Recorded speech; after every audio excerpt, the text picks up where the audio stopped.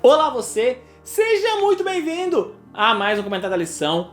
Quarta-feira é aquele dia do momento hipertexto, mas antes disso, meu nome é Ismael e eu sou seu anfitrião da lição dos jovens, então pegue sua lição, pegue sua bíblia e me acompanhe neste comentário porque essa lição tá muito top. Amanhã, papo de chamar no Instagram, link, descrição do vídeo, e sexta-feira não se esqueça que nós temos a nossa programação de geração chamar aqui no YouTube. Para mais informações, link também está na descrição do vídeo.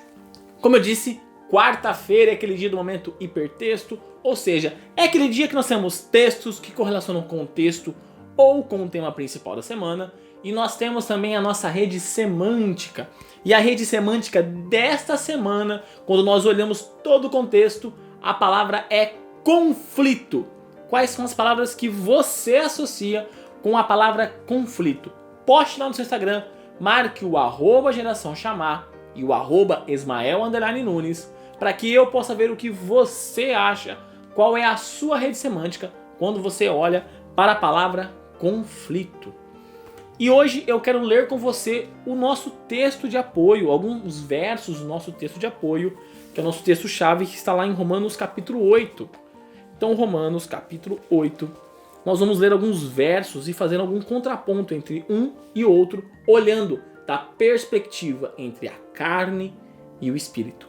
Primeiro, nós vamos ler aqui Romanos capítulo 8, verso 3 e verso 4. Diz o seguinte: porque aquilo que a lei fora incapaz de fazer por estar enfraquecida pela carne, Deus o fez, enviando o seu próprio Filho à semelhança do homem pecador, como oferta pelo pecado. E assim condenou o pecado na carne, a fim de que as justas exigências da lei fossem plenamente satisfeitas em nós, e que não vivemos segundo a carne, mas segundo o Espírito. Então, quando nós olhamos para esses dois versos, nós percebemos duas coisas. Primeiro, que a carne não pode cumprir a lei. A carne simplesmente ela não consegue. Somente o Espírito consegue cumprir a lei. Tá? Continuando aqui, verso 5. Quem vive segundo a carne tem mente voltada para o que a carne deseja, mas quem vive de acordo com o Espírito tem a mente voltada para o que o Espírito deseja. Ou seja, a carne quer o que a carne quer. Então ela tem vontades, os desejos dela, e a carne quer cumprir esses desejos. Já o Espírito, ele tem a mente voltada para o que o Espírito quer. Quer ficar próximo de Deus, quer ter comunhão, ou seja, aquilo que é bom para nós. Verso 6 e o verso 13, que eles são correlacionados. Verso 6. A mentalidade da carne é morte, mas a mentalidade do Espírito é vida e paz. Verso 13. Pois se vocês viverem de acordo com a carne, morrerão, mas se pelo Espírito fizerem morrer os atos do corpo, viverão. Ou seja, quando nós vivemos segundo a carne, nós temos a morte eterna.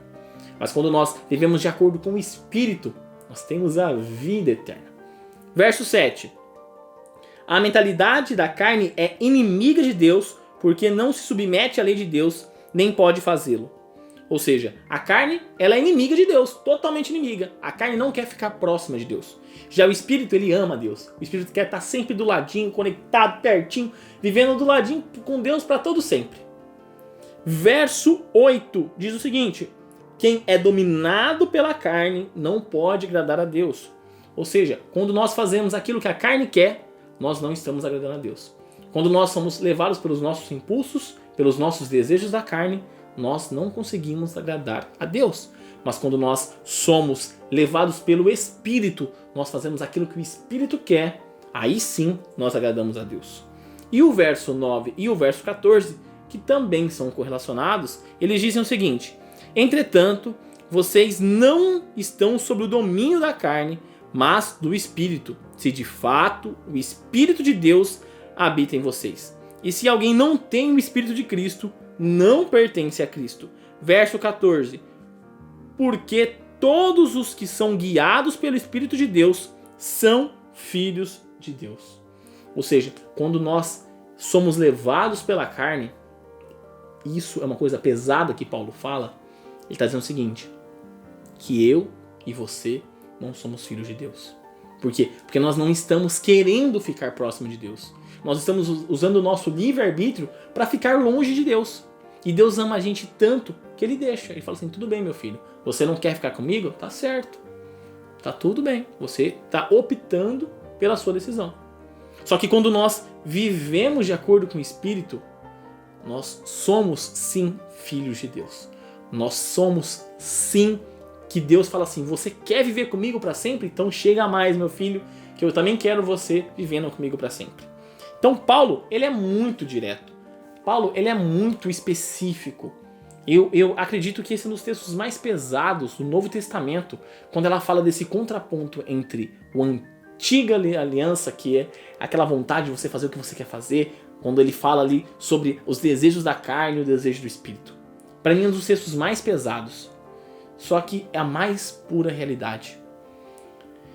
Cristão que é cristão tem que viver segundo o Espírito. Cristão que é cristão, ele tem que seguir a Deus. Cristão que é cristão, ele tem que mostrar o Deus que ele serve.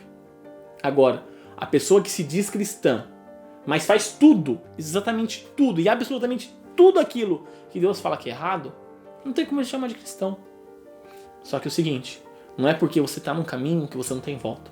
Não é porque você está num caminho que você está fazendo tudo que a sua carne quer que você não tem volta. Lembre-se sempre de Romanos, capítulo 5, verso 20. Diz o seguinte, a lei foi introduzida para que a transgressão fosse ressaltada. Mas aí vem um grande ponto que Paulo fala, que tem que viver a nossa mente. Mas onde aumentou o pecado, transbordou a graça.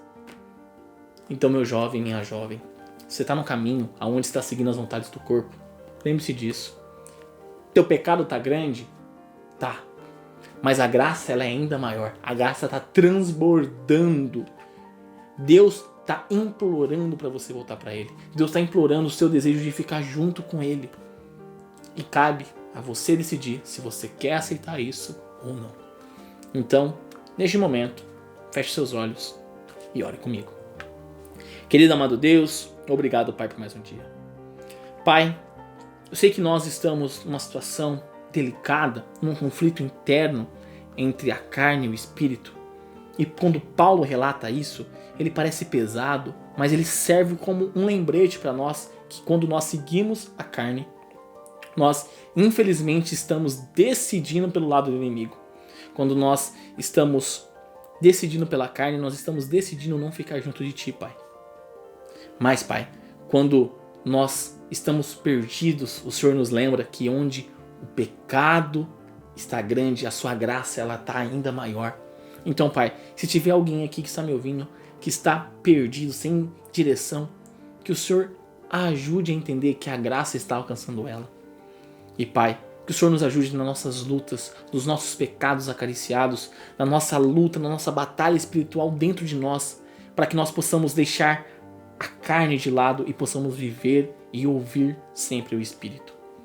É isso que eu te peço e te agradeço em nome do seu Filho Jesus. Amém. Então é isso, galera. Um forte abraço a todos e até mais.